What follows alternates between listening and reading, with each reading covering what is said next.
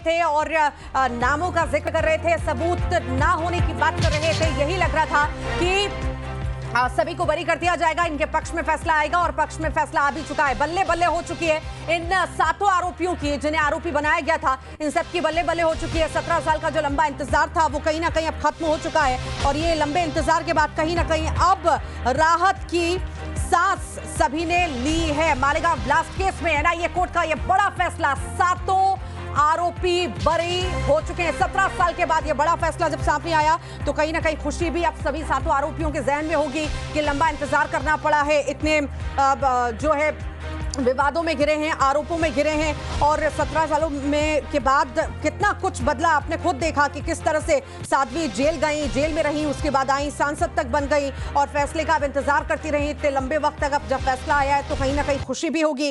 अब देखना है कि जब पक्ष में फैसला आया है तो आखिर क्या क्या रिएक्शंस भी इस मामले में आते हैं, क्योंकि आपने खुद देखा था जब आरोप लगे थे, इन सभी को आरोपी बनाया गया था इस मालेगांव ब्लास्ट में, तो दिग्विजय सिंह ने, कांग्रेस ने, विपक्षी पार्टियों ने कितने तरह के बयान दिए थे और कितना कुछ कहा था। आपने ये तक देखा था कि भगवा को आतंकवाद तक कह दिया गया था दिग्विजय सिंह के द्वारा और साथ ही साथ हिंदू टेररिज्म जैसे शब्दों का इस्तेमाल दिग्विजय सिंह ने किया था।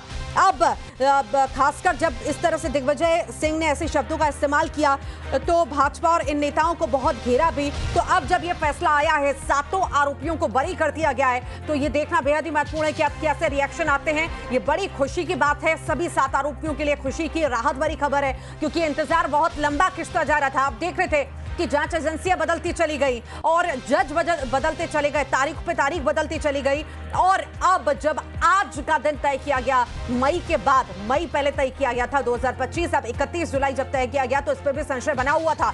हालांकि कॉन्फिडेंस पूरा था इन